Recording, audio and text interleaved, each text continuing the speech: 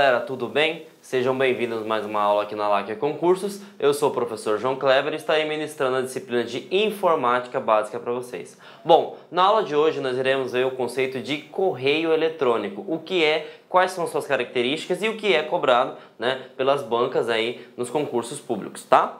Então vamos lá, o que seria correio eletrônico? Correio eletrônico é o método de enviar e receber mensagem, só que eletronicamente, beleza? A recepção de e-mail, ela pode demorar alguns instantes e alguns minutos, tá? E é uma coisa que você tem que ter noção também, que hoje, a partir da tecnologia, nós podemos ter multidispositivos e também nós podemos ter multiplataformas, tá? O que seria multidispositivos, professor João Kleber? Foque nessas duas palavras aqui que são muito importantes, tá? Você pode, por exemplo, acessar uma conta de e-mail através do celular, através do tablet, através do seu laptop, e você também pode utilizar diferentes tipos de sistemas operacionais. Por exemplo, quem utiliza Mac pode ter acesso, quem utiliza o sistema Linux pode ter acesso, quem utiliza os sistemas Android pode ter acesso, iOS, então, ele é um sistema multiplataforma. Então foque nessas duas coisas aqui. Porque o conceito em si todo mundo já sabe, que é o que? É envio de e-mail, enviar e receber. Mas o que é interessante é o seguinte, ele é multidispositivo e ele é multiplataforma. Fique atento a essas duas palavrinhas aí, beleza? Então vamos entender agora as suas características, galera. É o seguinte, as características do e-mail, tem duas coisas que eu coloquei em vermelho aqui para destacar, para facilitar a vida de vocês, que é o seguinte, tá?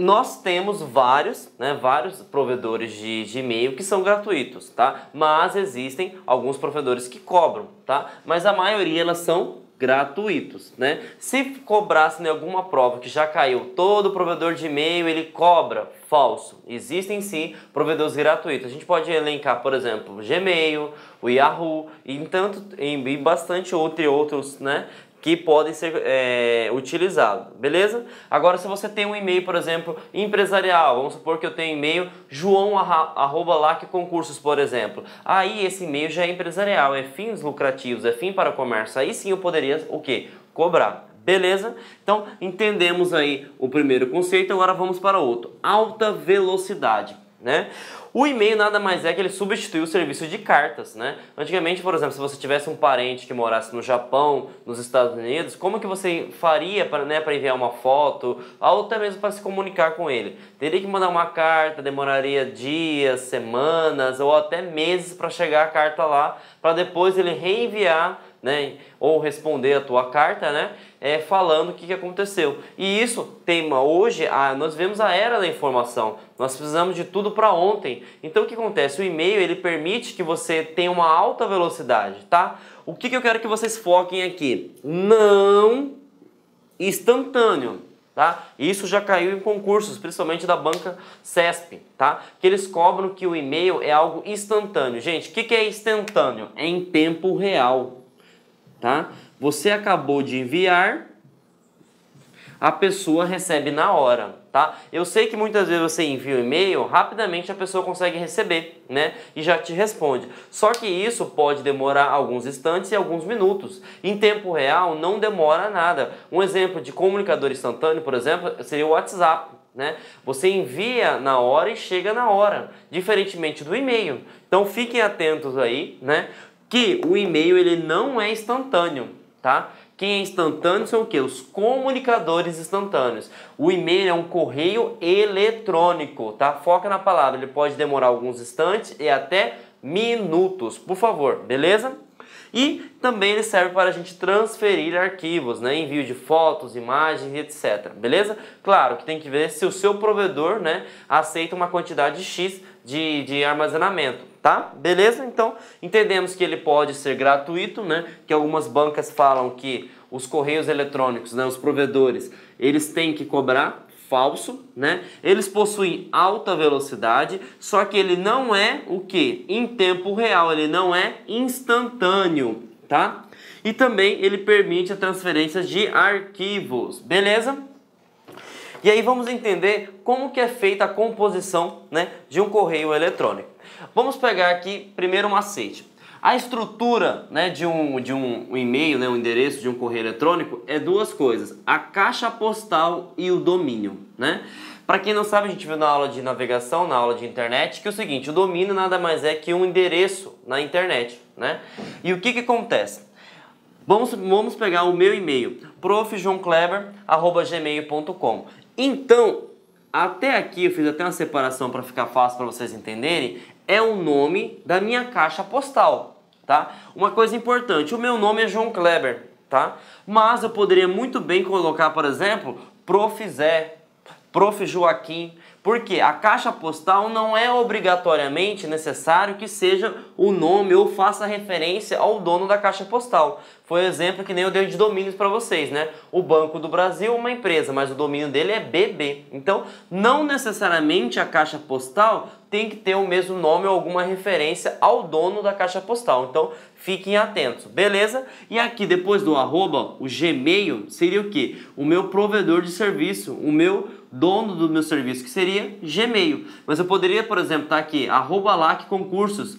Quem que seria o domínio? LAC Concurso. E aqui .com significa o tipo de domínio. .com a gente sabe que ele é o quê? Comercial. Então, fiquem atentos. Quando a gente compõe, né, um endereço de e-mail eletrônico, né, ele é composto pela caixa postal e ele é composto pelo seu tipo de domínio. Lembrando, a sua caixa postal não necessariamente, né, precisa constar, né, ou ser constituído pelo nome ou a referência à pessoa ou à empresa em si. Pode ser muito bem um outro nome qualquer. Beleza? Então entendemos aí como é composto e agora a gente vai falar de uma coisa que cai muito em concurso público, tá? É o seguinte, correio eletrônico, ele é dividido em duas categorias, galera. Ele é dividido em webmail e ele é dividido em cliente e-mail, tá? O que seria isso, professor João Kleber? É o seguinte, para que a gente consiga ter acesso ao webmail, necessariamente eu preciso de um dispositivo, até porque nós falamos que ele é multidispositivo, independente se for tablet, celular, computador, e nós precisamos ter acesso de algo chamado internet. Tá? Sem a internet você não consegue fazer nada, beleza? Quando a gente se trata de webmail, beleza? Então ele é uma ferramenta online, tá? Então eu preciso da internet. Aí a gente pode citar vários exemplos, né? Gmail, Hotmail, Yahoo, né? Entre outros. E aí tem um outro tipo de correio eletrônico que a gente chama de cliente de e-mail, né? E aí esse cliente de e-mail, eu quero que vocês foquem numa palavrinha aí. Programas. Professor, como assim programas? Existe um aplicativo dedicado para gerenciar esse seu correio eletrônico. Então aqui não existe um aplicativo, simplesmente você vai abrir o domínio, né? Gmail, Yahoo, e você vai colocar a conta que você tem, se a senha estiver correta com o seu login, você vai ter acesso ao seu correio eletrônico, né? E aí quem é responsável por fazer todo esse gerenciamento em si, né, seria o que? O próprio provedor de serviços. Aqui não. Aqui nós temos ferramentas, né, dedicadas para fazer esse tipo de gerenciamento, né? E aí existem várias ferramentas que eu vou citar mais na frente, mas os principais que a gente precisa estudar é o Mozilla Thunderbird e o Outlook, né? O Outlook na versão mais atual mudou de nome, agora virou só Windows Mail, né? Na versão Windows 10. Mas cobra-se muito o Outlook 2013 e 2016 também, então a gente tem que ficar atento, beleza? Então, quando eu tenho um cliente de e-mail, eu tenho um programa dedicado para gerenciar o correio eletrônico, beleza? E aí eu coloquei outra palavrinha-chave aqui, ó, intranet. Por que eu coloquei uma palavrinha-chave que é intranet? É o seguinte, galera, quando nós utilizamos esses tipos de aplicativos, né, ele vai ficar alocado na sua máquina física. De certa forma, é como se você pegasse o servidor, né, aonde está hospedado, no Gmail, enfim, e colocasse aqui dentro da sua máquina em si. Então, os seus e-mails, eles ficam alocados aonde? Dentro da sua... Olá, meus amigos! E aí, gostou da aula do professor? Quer continuar assistindo essa videoaula? Aliás, você quer fazer o nosso curso super competitivo do TJ de São Paulo 2017? Então convido vocês a acessarem lacconcurso.com.br, que eu tenho certeza absoluta que você vai fazer um investimento certeiro na sua vida.